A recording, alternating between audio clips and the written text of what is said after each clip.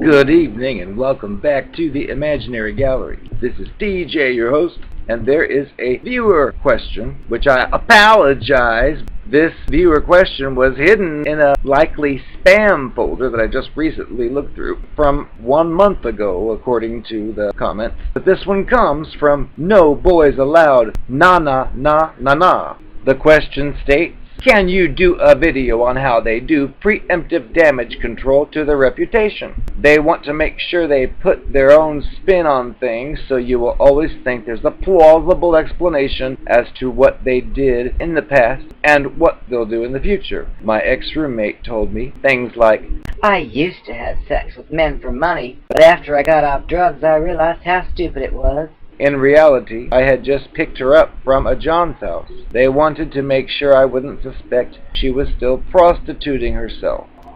I've noticed that a lot with these creatures. If you're really paying attention, it can be frightening. It's as if they're playing multiple characters from multiple television programs where each character is completely different, but they're trying to present it all as if they're the same person, which doesn't fit in reality. But I've covered in other videos one of the preemptive damage control they'll use is quickly claim to have some kind of mental illness, such as, I have bipolar disorder.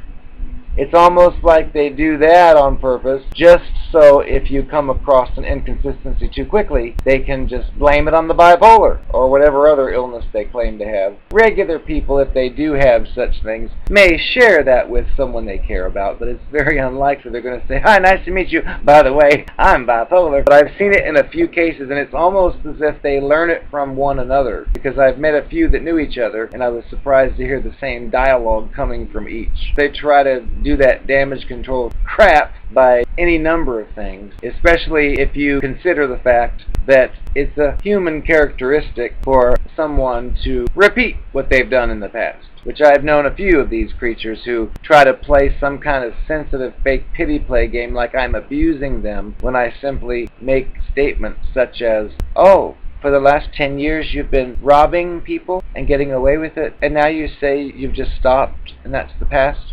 I don't think so. I think that's a way of life you've adapted to. It's probably going to happen again. If them not being a thief is important to their game in getting supply from you, they will insist, Oh, that's the past. I don't do that anymore. Just because I did then doesn't mean I do now. And I think, oh yes it does. And then I have to remind some of these creatures, what do you think we have a driving record for? What do you think we have a credit report for? Because people tend to do the same things. If you're a person who takes out a loan, lets it default, takes out a loan, lets it default, takes out a loan, lets it default. Well, if I'm at the bank and you're coming and asking for a loan and I see that history, I'm going to think, I don't think you qualify for a loan. You got 10 you never paid back. Pay those back and then come back and we'll see. They want to try to override the reality. Oh, that was because I was different then. Oh, I've changed now.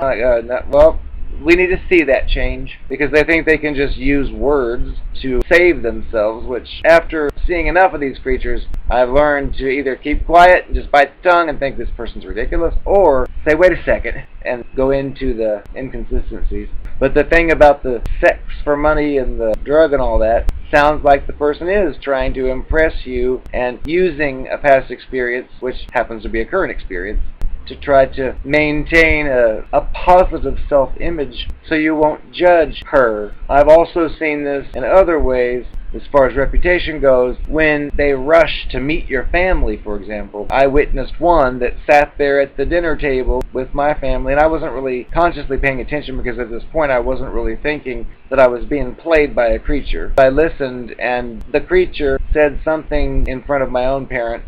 It sounded like a person trying to brag about how intelligent they are, but trying to disguise it in just regular conversation. Something on the order of, oh, when I was in the service or whatever, the teachers didn't like me because I always asked them questions about things they didn't know the answers to.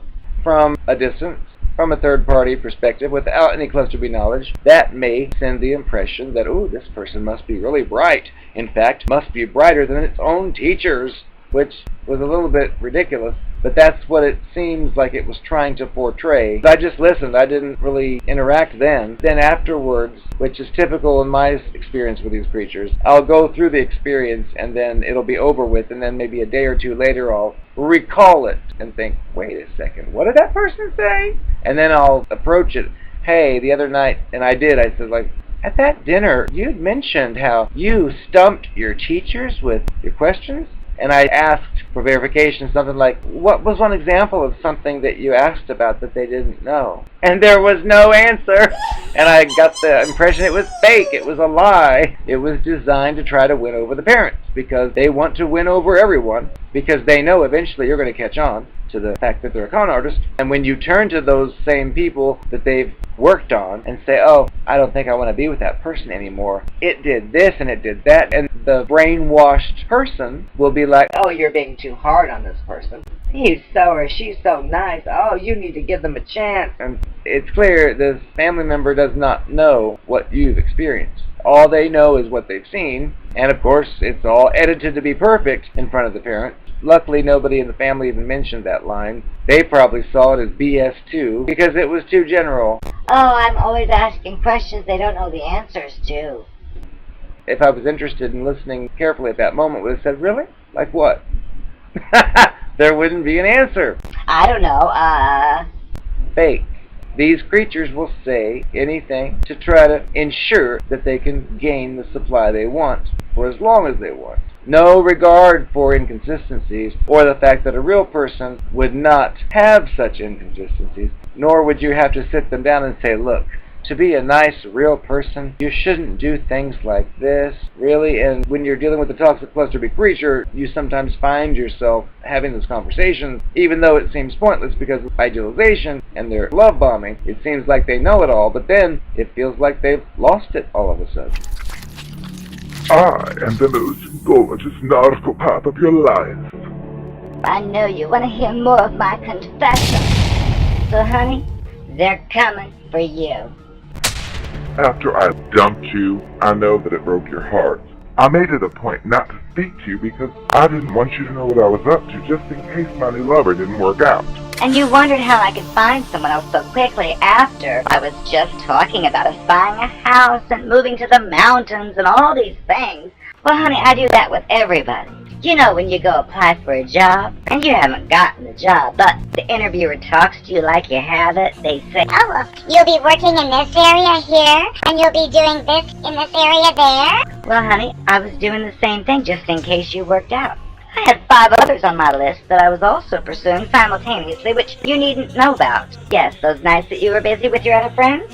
Well, it's your own fault I was with my other lovers. You should have devoted all your time to me. You didn't. See? That's the problem. Yes, I have typically 5 at a time, because I can't stand to be alone. I know if I've got 5, one's bound to be free, and I've got them all going at the same time. They all think I'm the only one interested in them. Ha ha! Little do they know. And if they run into one of the other ones, I'll just say that's just a friend of mine. One time, you saw a friend of mine that was actually one I was just making love to an hour before I saw you. And you had the nerve to accuse me of being with him. I was with him, and the scent of his cologne was all through my hair. But you happen to know the kind of cologne he wore, which is weird. I don't know how you knew that. That gave me away, which I just told you you're crazy, even though I thought to myself, how did you know that? Oh my God, you must have ultra-sensitive nostrils. Oh.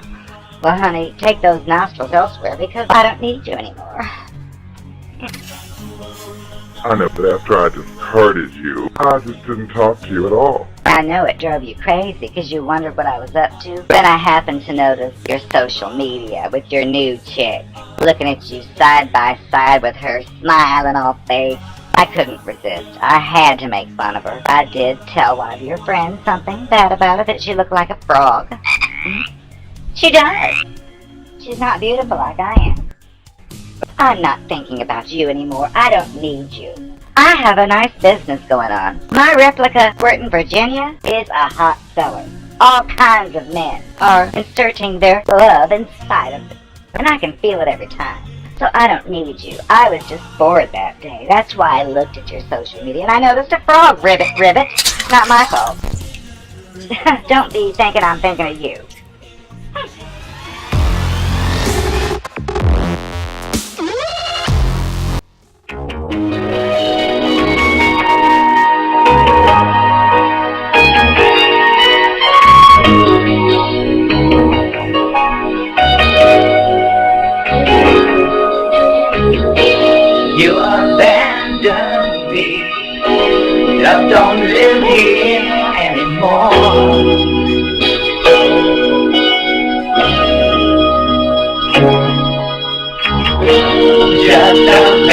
day.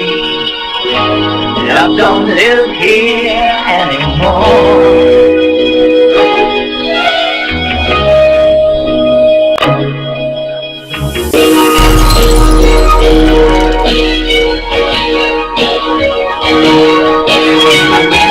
Of my eyes, everyone can see the loneliness inside me. Why'd you have to go away? Don't you know I miss you so? I need your love.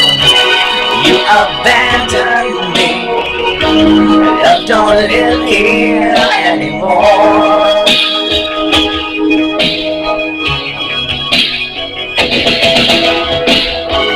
Just a vacancy. Love don't live